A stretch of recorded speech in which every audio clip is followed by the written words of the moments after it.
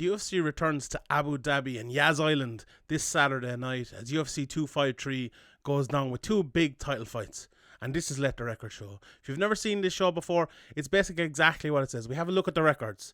There's no drama, no bullshit, nothing like that. It's pure records. And the first thing we do on this show every time is do the Wikipedia test. So we're going to pop over here to Wikipedia and have a quick look. And you know the quality of a card when you see blue names on Wikipedia. So there's maybe a surprising amount for a card, apart from the top two fights maybe, that's flying under the radar. In the main card, all but Brandon Rival has the blue name, so that's pretty strong there. And on the undercard, it's about half and half. We see big names like Diego Sanchez, who's obviously been around for years, Jake Matthews, who's very well known as well, and then we have other guys coming through there with maybe not the biggest names in a row. And on the early prelim cards as well, half and half. So what we're going to do now is we're going to pop over here to our good friends at Tapology and look at the card in detail. And we're going to start from the bottom. We'll get up and we'll go, very, very thoroughly through the top two fights on the card. And we look at the rest on the way up as well. So the first fight here, as listed on Tapology, is Cadiz versus Danilo Marquez, 8-3 and 9-2 at the 205-pound light heavyweight division. Both guys, 11 fights into their careers. And in that 205-pound division, isn't exactly the most stacked division in the world. So guys like this, if they can put a couple together, they'll be in the running. Same could be said, I suppose, for 265 pounds. We've Jeff Hughes obviously been on the scene for a good while now, 10-3 against Juan Espino, who is 9-1, fighting obviously at the heavyweight division. Then more 205 pounders, we have William Knight versus Alska Kamur, 8-1 versus 6-0. So whenever you see undefeated records like that, it's interesting. Look at them, and that's exactly what we'll be doing, especially in the main event here with two undefeated guys fighting. Then we have Australia's Shane Young fighting against Klein here in the 145-pound division. All these fights obviously over 3 5-minute rounds. Then we have Diego Sanchez versus Jake Matthews. Diego Sanchez 30-12 against Jake Matthews 16-4. So let's have a quick look at Diego Sanchez here. Obviously you can't pass out Diego, the Nightmare Sanchez, as he calls himself now, without having a quick look. And I suppose the interesting thing to look at with Diego Sanchez is when he started. Let's go all the way back here, all the way through his fights, and see when the very, very first one was. So here it was, 2002. So that was, 18 years ago. My maths isn't the best in the world, but 18 years ago, Diego Sanchez started. And he had all these fights against guys, Mike Guyman back in the day, obviously, you'd know that name. A lot of people, Ray Elby, you'd know the name as well. Jorge Santiago, Josh Koscheck, The Ultimate Fighter, Series 1, Kenny Florian, Nick Diaz, John Alessio, Carlo Parisian, Koscheck again, Joe Riggs. Look at all these names here: Clay Guida, BJ Penn, Paulo Tiago, Jake Ellenberger, and then you go to Gilbert Melendez, Miles Jury as you come in to maybe them modern era of the UFC with the last 6 years. So although before that was getting towards the modern era as well. Ricardo Lamas then in recent years, you see him fighting Aloy Quinta, Craig White, who's fighting this weekend in Cage Warriors as well. Diego Sanchez beat him, and then most recently Mikel Pereira in that fight which went down in February of this year. So Diego Sanchez has been around for a long time. And I suppose while we're here, let's look at Jake Matthews as well, because 20 fights deep in his career now, the Celtic kid Jake Matthews. He's a guy I suppose we still look at as a prospect, but when he's 20 fights deep in his career, 26 years of age, this is when Jake Matthews needs to be turning that corner, and needs to be getting these big wins against Diego Sanchez. His last two wins, very good. Emil Weber-Mech, who we know is a strong guy, been around for a good while. Lost to Rocco Martin before those two wins. And you see the Jiang Lee fight as well before that. Lost to Kevin Lee when he was kind of moved up, I suppose, after going 11-0 in his career for that fight. So, been around a good while now. Fought James Vick all the way back in 2015. So when did he make his UFC debut? 2014. So this, over 6 years now in the UFC, this is the time when Jake Matthews needs to be, I think, making that run and making that those improvements if he's getting towards the top. So that fight obviously at 170 pounds. Both guys have fought at different weight classes, but that, according to Tapology anyway, is at the welterweight division. Then we have Brad Riddle, 8-1 against Alex Silva, 21-2 in the lightweight division. We've Hakeem Dawodu, then as we move to the main card, against Zubaira Tuhugov. Both guys really good. Dawodu 11-1-1, Tuhugov 19-4-1. As I said, at 145. Then we Ketlin Vieira, who was looking like she was going to be the next contender at 135 pounds. 10-1 now, lost her last fight, obviously there, and she's fighting Sijara Eubanks, who that 6-4 record maybe isn't an impressive record on paper. But I think, it's worth clicking on that. Let's look at it. That's exactly what this is for. The people she has fought and the fight she's fought in. As you see, this one, she only fought in September. So, just over a month ago. It doesn't seem that long. But yeah, she fought Sarah Morais before that as well. Her losses, Betch Coher, Aspen Ladd. Betch Coher has obviously fought for the title, and Aspen Ladd has been ranked for years and years and years. Before that, beat Roxanne Modafferi, beat Lauren Murphy. And then in the Ultimate Fighter House, she had obviously those great wins as well. Fought Aspen Ladd before as well, and Caitlin Chukagian in her first couple of fights. So everyone she's lost to has been a name. Caitlin Chukagian she fought for the title recently, didn't she, if I'm not mistaken? And obviously she's had these issues as well, as we see here. Look, she was supposed to fight Nico Montano, Valentina Shevchenko, which is probably better off that was cancelled. Jessica Ai, weight cutting issues and problems like that. Sarah Morais as well. Macy Shieston, Carla Rosa. So I think when she moved up in weight classes, Sarge, she's looked even better, and I think this is a huge fight for her. So, look, Vieira was on the brink of a title shot, and if Eubanks can beat her, she'll probably be on the brink of one as well. Then we have the flyweight division. Brandon Royval, 11-4, fighting Kai Kara France, 21-8, who's been around for a long, long time. At that division, you see worldwide here for Tapology ranked number 8, Kai Kara France, and Royval ranked number 12. So whoever wins that could be next in line for a title shot, or maybe one away from a title shot. So that's a big fight. But here are the two huge fights we want to talk about on this card. Obviously, the main event we leave to last, but Dominic Reyes versus Jan Blachowicz. And let's look at Dominic Reyes first. Obviously undefeated until his last fight, and many people think he's still undefeated. 30 years of age. Is Reyes, 6'4" tall with a 77-inch reach, so a very big guy for any division, but a big guy for the 205 pounds division. Obviously fighting for the vacant title here. His last fight, he lost to John Jones via unanimous decision, a very, very close fight. And when you go to unanimous decision with John Jones, you're a good fighter. But when a lot of people think you probably won that fight, you're a very, very good fighter. So before that, beat Chris Weidman in a round, as we see here. Won a split decision over Volkan Ozdemir, who has fought for a title, if I'm not mistaken, against Daniel Cormier in the past. Beat OSP, beat Jared Cannonier in 2 fights before that. And like that 4-fight run there, Weidman, Ozdemir, Van Prue, Cannonier, those, maybe if you leave Weidman aside, are guys who have been top, 10, top 15 in the light heavyweight division for a while. I know Cannonier's gone down again now, and I think OSP went up for a bit as well, but you know what I mean, those guys have been around thereabouts for a long time. So beating all of those guys says something about him in his career. And even when he got into the UFC at the start, beating good guys as well. You see Jeremy Kimball here, 15-6, Joaquin Christensen 14-5 when he was only 6, 7, 8 fights into his career, and before he got to the UFC as well.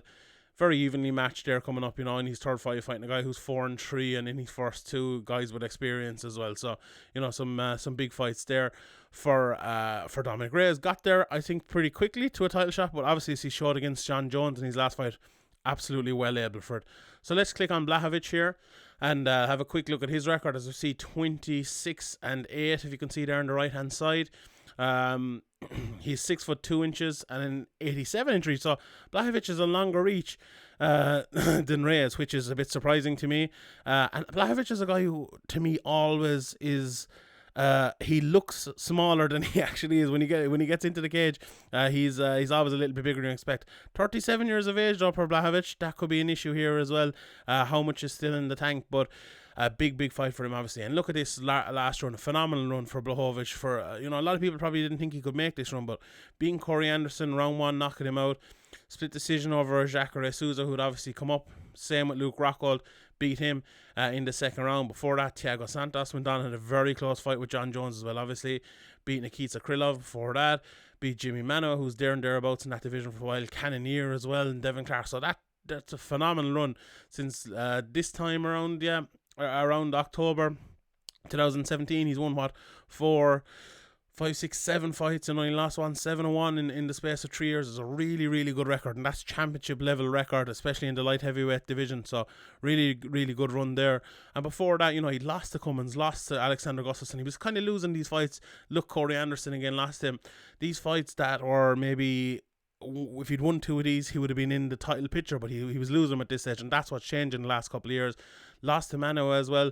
Before that, interesting, he's a few rematches there, and he managed to win him the second time around. Beat Ilir Latifi before that. He was always winning these fights. Fought in KSW against Houston Alexander and a few more, and fought Sokoju as well over in KSW a couple of times. So any of these guys that come through the KSW scene are always very good fighters, always get tough fights and tough matchups. Look at these guys he's fighting, look at the records. Say Sokoju 10-8 there. Daniel Tabera 16-2-3, 18-14. Guys with good records, 12-0-1, 10-1, 5-3. When he is only less fights, similar amount of fights. Look at this. What is it? His 6th fight. He's fighting someone a record of 15-2 and winning. In the fight before that, someone with an 18-6 record. So that's huge experience to be fighting in your first 4 or 5 fights. So Blachowicz has really been in the Lions Den from moment one, fighting in KSW and fighting over in Poland. So a big fight, that one. Obviously, we'll mention it again as we go back here and look, but it's for obviously the UFC vacant light heavyweight championship with John Jones moving up. So the winner of that will be the next title holder there, and will hold all the cards with John Jones moving up to heavyweight. And in the main event, we'll get to it here. Israel Adesanya versus Paulo Costa for the 185-pound middleweight title over 5 5-minute rounds. Obviously, the fight before as well over 5 5-minute rounds, and the rest over 3 5-minute rounds. Adesanya 19-0 against Paulo Costa 13-0. So, number 1 ranked middleweight in the world on Tapology is Adesanya, number 3 Costa. So let's have a look at Costa first and see how good that 13-0 record actually is. And we look at how his fights finish as well. We'll get when we go down to the bottom. But he's 6'1", 72-inch reach here. And his record is obviously a perfect one, 13-0. Yoel Romero in his last fight won a unanimous decision over him. That was back over a year ago, though. What was it, 13 months ago now? At this stage, he fought Yoel Romero. He's been injured and a long time out of the cage, so that's one thing to look at here as well, and see his record hasn't improved in that last year. So it'll be interesting to see if that plays against him in any way coming in here at the weekend. Before that, fought Uriah Hall. Good fighter. Not someone you would say you might be fighting 1 or 2 fights away from a title shot, but Yoel Romero above that certainly is. Johnny Hendricks, a good fighter as well, but not at his best at that stage. Olawale Bamboze, Garrett McClellan before that. So these names after this, good fighters with good records, especially, Johnny Hendricks, a former champion, a weight down.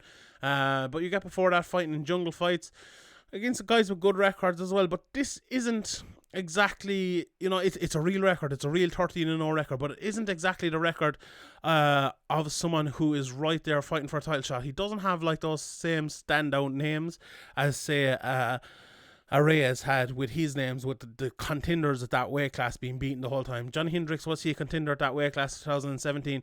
Let's have a quick look where Johnny Hendricks was in 2017, just to refresh our memory, when Paulo Costa beat him, just to 100% make sure. So he lost to Tim Boych before that, had won against Hector Lombard, and that was his last fight in MMA. So this was kind of the end of Johnny Hendricks in MMA. So yeah, not the best win in the world. So it's an interesting record for Paulo Costa. He's obviously a very good fighter. We can see that, and the record obviously doesn't tell everything.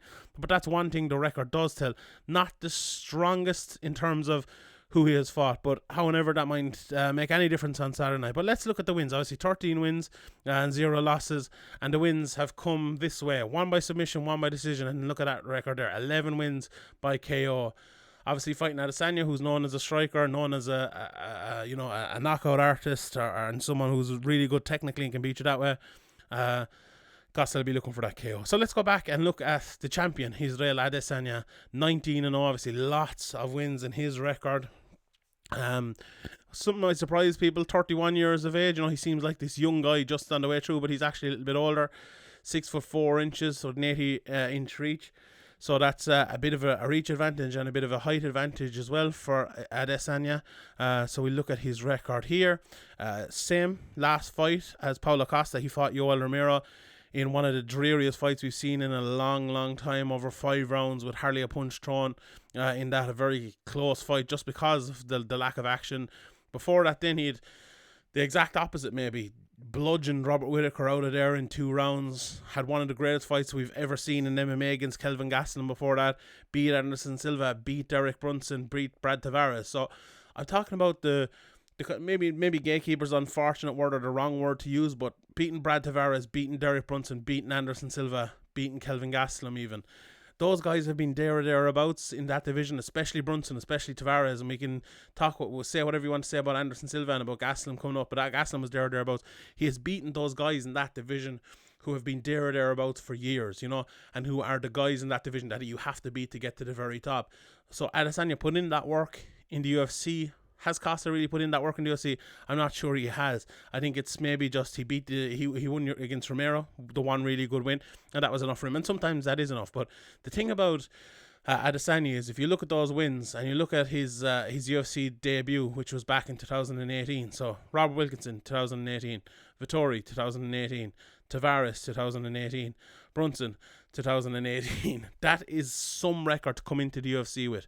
Unbelievable. And then to go on 2019, Anderson Silva, Kelvin Gastelum, Robert Whittaker, absolutely magic. Obviously it slowed down a little bit in 2020 because of the pandemic and all that, but he's getting his second fight here in 2020, and that's about as real a record as you can get. Now, before he came into the UFC, let's have a quick look.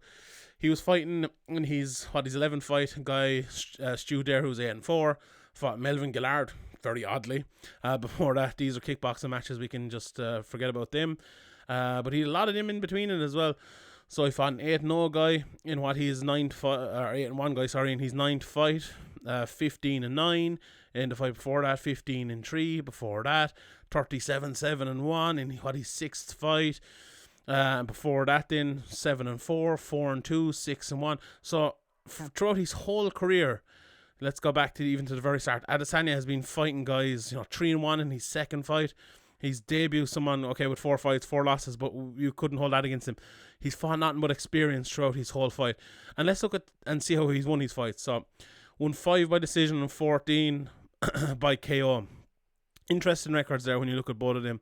11 wins for Paulo Costa and 14 for Israel Adesanya by KO. 1 by submission, I think, for Costa wasn't it? 1 by decision and 5 by decision for Adesanya. So, a really, really interesting fight. Looks by that record that it's going to be a stand-up match, and someone might be getting KO'd in this fight, although neither of them have before. So let's take a quick look at these again, and we will go from bottom to the top and anything that stands out. So we've a couple of fights there, or 3 fights even in the top 2 divisions. Then we've Shane Young coming through there, 145. Diego Sanchez, Jake Matthews at 170. The legend against, I suppose, this is a bit of an Australian card, a lot of the Australian guys here. So I'm sure there'll be a little bit, even though there's no crowd, there might be a bit of cheering on for those Australian guys here. Then we've Brad Riddle against Alexis Silva. The main card, I know Dawodu always comes out and throws big bombs. He'll be fighting Zubair Tuhugov, who's a very, very technically good fighter as well. Ketlin Vieira, Sajara Eubanks could be deciding who the next contender is after Nunes has her next fight. Then we've Kai Kara France and Brandon Rival could be deciding who the next flyweight contender is as well, with Davidson and Figueiredo ready to fight again probably very soon. And then we have the 2 big title fights, 205 pounds over 5-minute rounds, Dominic Reyes versus Jan Blachowicz, and the middleweight title is on the line as Israel Adesanya takes on Paulo Costa, 19-0 versus 13-0. Someone's has to go. We don't see it very often in MMA, it's more of a boxing thing, but we will see it this weekend at UFC 253. Right, everybody, thank you very much for watching. We have loads of coverage over in SevereMMA this week. Big Cage Warriors cards coming up over the next 3 days. So myself and Andy Stevenson have interviewed loads of guys for that. Ian O'Neill, Sean Denny have great stuff up on the website as well, SevereMMA.com, and our YouTube channel where you'll see this as well. There's loads of great stuff up there, so please check it all out. Subscribe if you can to Patreon, patreon.com/SevereMMA podcast. Loads of content there all the time. You'll be helping us keep the lights on, so we're very appreciative of that. Thank you very much for watching. See you all next time. Good luck.